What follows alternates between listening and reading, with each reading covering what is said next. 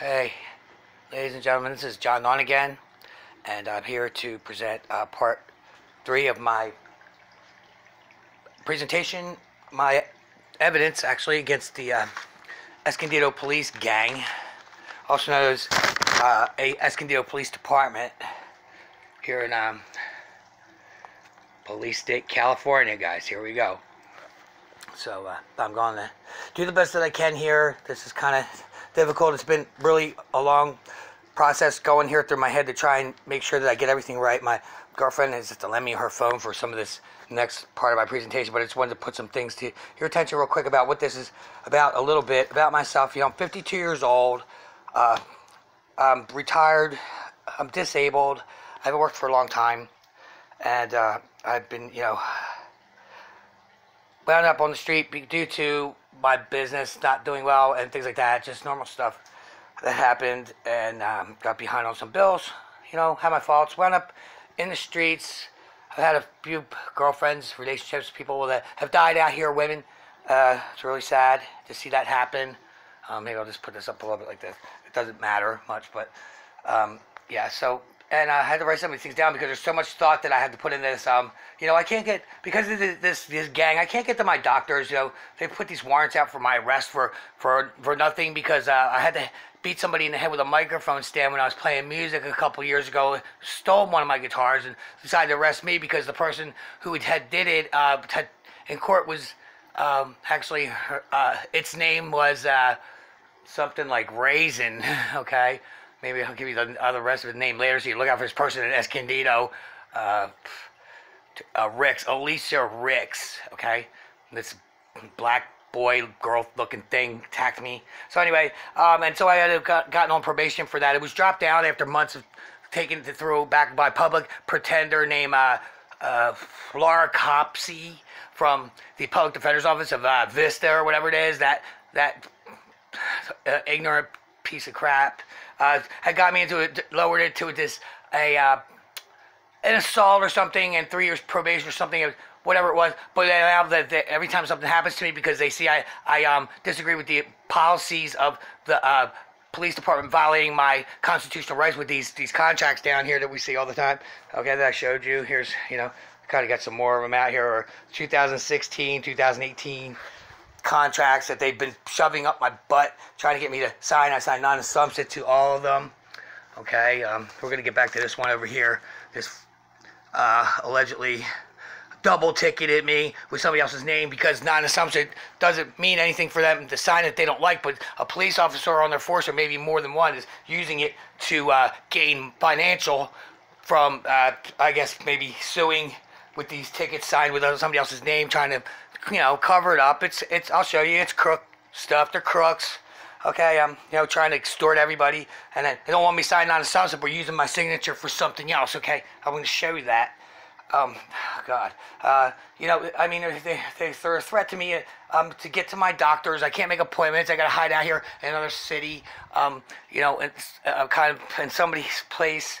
Who's helping us out because this is the way things are for people, and by the grace of God, I'm sheltered right now.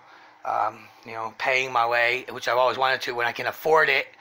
California doesn't seem to want that to happen. They'd rather jail us instead, these tyrants. So, I can be searched at any time if one of these officers sees me around town, in anywhere, and tries to identify me. There could be, they forced me to identify myself before. Get into that later with the Oceanside police on the pier when I was playing music. Forcefully identified me. I can, so I can be harassed at any time by these guys, gals, whatever, these pirates. Any of them can harass me. A lot of the people know my face because I play music out here. I'm, the so-called, notorious entertainer / I guess they think troublemaker, but just doing what my constitutionally protected rights that allow me to do, and, well, feel natural to me and others. But not to these tyrants. They want all your money, even if you're retired and disabled. Though, I'm standing on my legs right now. I stand when I play it. I have to do it when I can. Good days and bad days. So I'm like basically a hostage. I haven't been able to for the longest time, even since December 4th, I believe, of last year I've had the warrants 3 out, and then another one came out. We just checked recently, and there are one's a violation for this probation. It's just BS. They're just trying because they don't like me because I signed these non-assumptions. Well, I don't like them to keep bothering me, so I can't get my life together. Me and my girlfriend, it's affecting my relationship with my girlfriend. She's been very supportive, but you know she's 62. I'm 52, and we're doing we can't really even go out and work right now because we're just too old. You've already indoctrinated us into the bullshit of life and brainwashed us and confused us, and we tried to work with that, guys, and guess what? Yeah, guess what? Okay, I have no chance if I go to jail to resolve any of this. I've already been thrown in jail for violating on this stuff, for carrying pepper spray. I didn't really know my rights as well as I do now, and I couldn't adhere to them because they kept me in jail for 28 days, and they've done this twice now. They put me in George Bailey, that shithole, with a bunch of homosexuals and their high power, whatever, and with a bunch of convicted felons. I was the only one in there that had a tattoo on me, okay? And to you, whoever you are out there, a bunch of pieces of shit, they put me in there with that crap, you know? Vista County Jail or any of that is just as bad. Hellholes. You sign grievances, and I'll just mention this one at Brock, Deputy Tyrant Brock over there at George Bailey a couple of years ago. I put grievances in, and he just threw them in the trash. I signed grievances, and I'll show evidence later too that they had actually told me at Vista Prison that they didn't have a law library. I filed grievances there, no answers. Just got locked in solitary for anything gestures I made towards it, which was fine. It kept me away from the mini tyrants and their little cell block, whatever it was. I don't know. I don't even belong there. You know, enjoy that. This is where they're trying to send me, and this is scary. It affects my life. It's affected everything around me. It's affected my health. They gave me food poisoning when I was in there. I haven't been able to move my hands right ever since. I swear there's something in the food, and these little pieces that shit that like to go there all the time. They're doing life. They got me in there for trying to get me on some kind of trespassing thing or whatever, or violation for this thing, assault that was dropped down, but never mentioned in the court. That somehow they keep violating on me, and when I go to jail, I can't do anything about it. They keep me in another 28 days. Okay, I don't want to sound. I'm not trying to be redundant. This is twice I'm saying it, but. Again, and I can't. My girlfriend's in the courtroom. She tried to bring paperwork to me. I couldn't even fight my case or take it to trial. They said I couldn't have the paperwork to try and help me with my case. Before I went into the courtroom as a pro per because I don't trust these public pretenders anymore. Who would? They're just pieces of shit tyrants too. Working with them and just trying to move it along. It's just horrible. Wouldn't even let me have a pencil. This little 16-year-old white little doughboy jailer thing just took my pencil from me. These little pieces of shit kids don't even understand their constitutional rights. I have a right to those things. When you go pro there, you're nobody. I guess you're nobody. They just do nothing. They don't let you. There's nobody in there to come and stand up and say, hey, does this person have representation for the representation he can't get for himself? I've been thrown out of the courtrooms. I was assaulted by a bailiff guy at Vista Court last year. I'll mention the date later. I'm going to try and pursue those charges against rip my cell phone out of my hand because I didn't want to talk to him. I wanted to speak to the judge. And he wanted me to tell him things first. And I told him it was none of his business. I plead the fifth.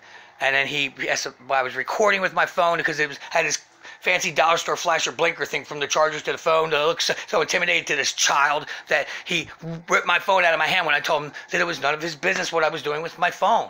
Right in front of everybody in the hallway. He did this at Vista Court last year with Judge Simmons. And then the judge didn't want anything to do with it. The judge said, I didn't see anything, so I want to see if I can get that court record too, because I ID'd badge number the guy. He pulls at his chest like this. Guy, I see the guy, but I said, is that what you tell the judge? Nothing said. And then it gave me some other court date to return, which I shouldn't have been there in the first place.